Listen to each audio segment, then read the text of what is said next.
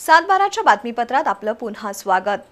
करवीर विधानसभा मतदारसंघातील महे इथं ग्रामपंचायतीच्या वतीनं आदर्श मतदान केंद्राची उभारणी करण्यात आली होती। भव्य मंडप घालून मतदारांची व्यवस्था करण्यात आली होती। मतदारांना सेंद्रिय शेतीबाबत मार्गदर्शन केलं जात होतं। शेतीविषयक मार्गदर्शन करणाऱ्या महे केंद्राची परिसरात चर्चा सुरू आहे।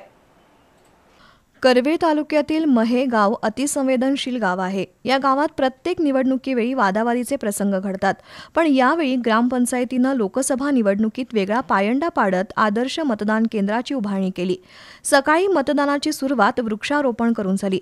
मतदानाच्या पूर्वसंध्येला गावामध्ये स्वच्छता करून प्रत्येक घराच्या दारात रांगोळी काढण्यात आली होती। मंगळवारी मतदारांना केंद्रावर आल्यानंतर पुष्प देऊन स्वागत केलं जात होतं।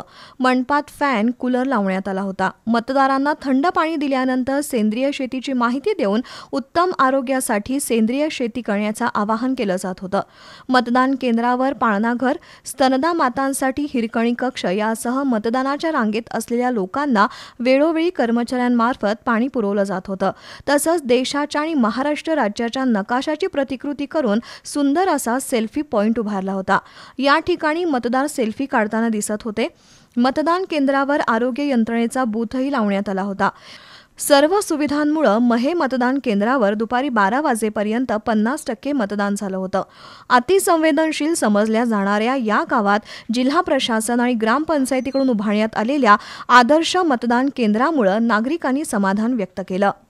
आम्ही यामध्ये सकाळी वृक्षारोपण केलं, भव्य असा मंडप काल केला। मतदारांच्यासाठी खास करून आम्हाला जो उपक्रम राबवण्यात दिला सेंद्रिय शेतीचा, त्यासाठी एक बोर्ड लावला आहे आणि सेंद्रिय खताची माहिती देण्यासाठी इथं दिलं। त्याच्यापासून सेंद्रिय खताचं उत्पादन वाढवा आणि निरोगी आरोग्य करा, हा एक उद्देश आम्ही त्यात संदेश आम्ही केलेला आहे। त्याशिवाय मतदारांसाठी सेल्फी पॉईंट, कूलर, फॅन, गार पाण्याची सोय हे केलेत। त्याशिवाय अपंगासाठी चेअर्स केल्या आणि त्यांच्यासाठी वाहतुकीची सुद्धा व्यवस्था आम्ही केली आहे। त्यांना घरून आणायची आणि सोडायची व्यवस्था केली आहे। गरोदर महिला, वयस्कर महिला, त्याशिवाय स्तनदामातासाठी पाळणाघर आणि ह्याची सोय केली आहे। हिरकणी कक्ष उभा केलेला आहे।